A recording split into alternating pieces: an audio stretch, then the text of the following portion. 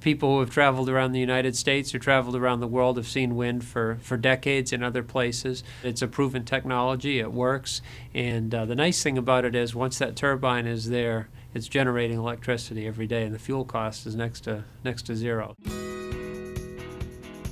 We started out in the bridge business, primarily building bridges, marine structures. And about 5 years ago, we had the opportunity to build Maine's first commercial wind project up to Mars Hill.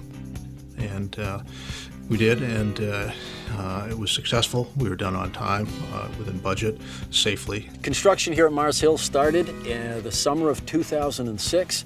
March of 2007, we went COD, which means we started generating. And we have been generating ever since for about 3.5 years now. We have 28 GE 1.5 megawatt turbines for a total nameplate capacity of 42 megawatts on site. Each of those turbines are independently run by computers and PLCs, so each one is independent, tracking the wind, deciding what the wind speed is, when it should try to start up, when it should try to start down, how the blades are pitched to best capture the wind. Every turbine has a little wind sensors for direction and speed on the back. When it sees enough wind, motors will pitch those blades, and that will start turning the hub. The hub goes into a gearbox goes into a generator. When the wind's blowing, the blades will spin. It will produce 575 volts. It will come down tower, hits the pad mount transformer where it steps it up to 34.5. It goes to the substation, and the substation steps it up to 115 kV, and that goes down to a substation outside of Lincoln, and Lincoln Bangor Hydro puts it on the grid. We get paid. Rollins is comprised of it's a 40 tower job, GE 1.5 turbines, 18 towers on the north, 22 towers on the south. Reed & Reed has come through and constructed the foundation. So it's a rock anchor foundation. It's 24-foot diameter. It's 5 feet deep, that's all. It sits on some leveling slab concrete that might be 1 or 2 feet deeper. So there's about 100 yards of concrete here, that's all. What holds it down and gives it all of its strength are the 14 2.5-inch rock anchor bolts that you see around the perimeter.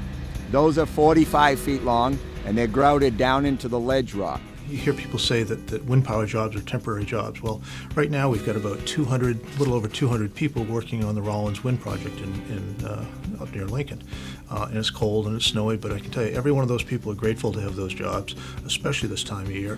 And you know, historically, there have been around 20 to 30,000 construction jobs in Maine. That's what the industry has. And I guess you could say all of those are temporary jobs, but to the people who have those jobs, they're anything but temporary. They're important jobs, and wind power generates those jobs, and we're proud to be part of it. Without the projects in these locales, number one, we wouldn't be able to support the local economy, and two, our people wouldn't be working. I mean, that basically there's the only growth industry right now in New England is wind power. I encourage anybody who's interested in energy development and wind power in particular to go visit one of the wind farms in the state.